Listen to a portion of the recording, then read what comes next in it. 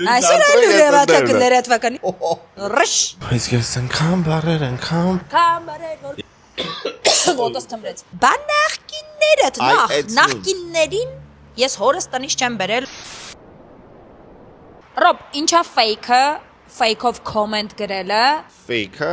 հարկատու աշխատող է մարդիկ գումար են ստանում ամսական կտրվածքով պետական բյուջեից fake-ություն անելու համար Մի հատ ուզում հասկանամ ինչա դա տալիս այդ fake-ի ֆաբրիկան պահողին Եթե դա իրական մարդ չի նաև ինքը վաղը չի լինելու իրական ընտրազանգված որը որ գնալու է այդ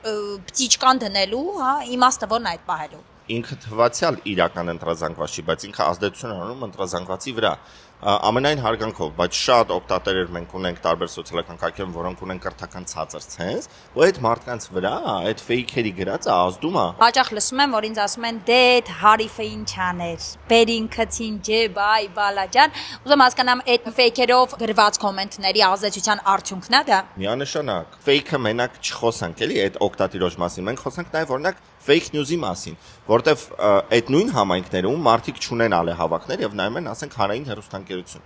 Երբ որ հանրային հեռուստաընկերությամբ, օրինակ, կաթողիկոսին ասում են Կտրիշ Ներսիսյան, դնում են ինչ-որ անիմաստ թեզեր են Ջ կլասի դեղին մամուլի մակարդակի, այդ մարդու սնման աղբյուրը էդ է։ Հարց իրավաբանին, ինչպես լուծել այդ հարցը իրավաբանորեն օրենքի շրջանակներում, օրինակ, fake-ով մտել են ինձ գրել են comment ռոբասերժական տականք Բայց ես ռոբասերժական տականք չեմ։ Չէ, դու պարզապես տականք ես։ Ես ուզում եմ այդ մարդուն պատասխանատվության ենթարկել ու հարցը գործ տալու, օրենքով անել չանելու մասին չի։ Լավ, ուզում եմ հասկանամ, ես որպես քաղաքացի իմ իրավունքներ ունեմ այս երկրում, թե չէ, որից չվիրավորեն։ Երբ որ մենք սկսենք սովորել սեփական իրավունքի պաշտպանությունը տարբերել գործ տալուց, մենք ահագին առաջ կգնանք շատ հարցեր։ Ամեն օր չես կարող էլի ռոբ դու ես լավ հասկանում, որ ամեն կոմենտից հետո զանգես ասածը, բարև ձեզ, ինձ sense կոմենտ, այդ նորմալ չի։ Այսինքն եթե քո տունը հերու քեզնից Պողոսի տունը 10 անգամ թալանեն, ինքը մի թալանի դեպքում դիմելու է, ասել դեղում ամեն անգամ չեմ դիմում, այն Չէ, կարող է այս ամեն ինչը ինչ որ իրան կանում են օրինակի համար, վերջ խաղաղությունն է, trip-ն է, QR-ը եւ այլն Արարատը հանում են, դա էլ է fake մեր մեջ fake news-ի կոպիտ ասած գեներացում, որպեսզի մեր մեջ ուղակի ինչ որ սկսվի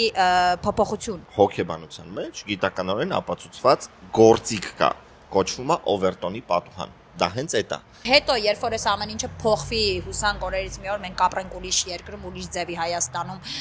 այդ մարդիկ հասկանում են, որ նրանք պատասխանատվության են չեն հասկանում։ Վստահաբար չեն հասկանում։ Դες ես օրինակ չեմ ներելու այն մարդուն, որ ինձ ասի, այո, ես 150,000 դրամ եմ ստացել, բայց ինձ ասել էին կգրես թաղենք քեզ, ես ձեզ դա գրել եմ։ Ո՞ղու ես սխալ եմ անում, պիտի իշխանությանը պաշտպան։ Ხო, երեկվա Վայ մի րոպե, ես սաղ ջնջակ էլի։